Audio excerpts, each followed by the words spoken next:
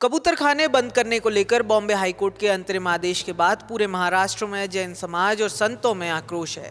High court के अंतरिम आदेश को सर्वोच्च न्यायालय में भी चुनौती दी गई। हालांकि सर्वोच्च न्यायालय ने भी इस उच्च न्यायालय के अंतरिम आदेश को नहीं पलटा। इसके बाद अब देश की आर्थिक राजधानी मुंबई में जैन समाज कोर्ट के इस आदेश के खिलाफ आंदोलन की राह पर है। जैन समाज का मानना है कि जब देश में बूचड़ खाने संचालित हो सकते हैं तो फिर कबूतर खाने क्यों नहीं। कबूतर खानों में जबकि दाना खिलाया जाता है जो कि जीव दया है, और बूचड़ खानों में सिर्फ हिंसा होती है।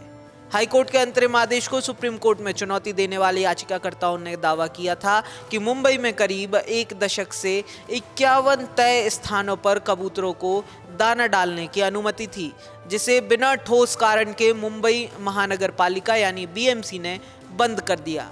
उनका कहना था कि हाईकोर्ट ने बिना पूरी दलील सुने जल्दबाजी में अंतरिम आदेश दिया, लेकिन सुप्रीम कोर्ट ने इस मामले में हस्तक्षेप करने से इनकार कर दिया। विरोध के तौर पर जैन समाज एक बड़ा आंदोलन करने की तैयारी भी कर रही है।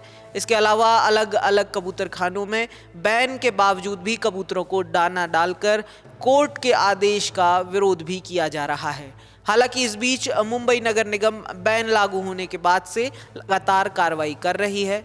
आदेश का उल्लंघन कर कबूतरों को दाना डालने वालों पर आपराधिक मामले भी दर्ज किए जा रहे हैं।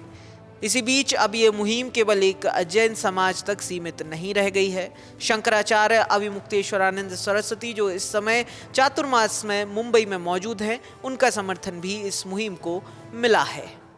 धीरे धीरे सनातन धर्म की जो भावना थी उसको सरकारें कमज़ोर करने लगी। अब इधर चातुर्मास्य के लिए जब हम मुंबई आए तो हमने सुना कि कबूतरों को दाना डालने से ही मना किया जा रहा है। अरे भाई, आप खुद अगर दाना नहीं डाल सकते किसी पशु पक्षी के लिए तो कम से कम जो डाल रहा है उसको रोको तो मत। इतना तो कम से कम होना ही चाहिए। लेकिन यहाँ की सरकार किसी विदेशी रिपोर्ट के आधार पर यह सुनिश्चित करके बैठ गई है कि इससे लोगों के स्वास्थ्य को खतरा हो रहा है। आप बताइए कि अगर स्वास्थ्य को खतरा हो रहा है तो कबूतर आज तो आए नहीं है मुंबई में। बहरहाल बॉम्बे हाईकोर्ट के अंतरिम आदेश पर सुप्रीम कोर्ट से याचिकाकर्ताओं को मिले झटके के बाद हाईकोर्ट में 13 अगस्त को भी सुनवाई होनी है।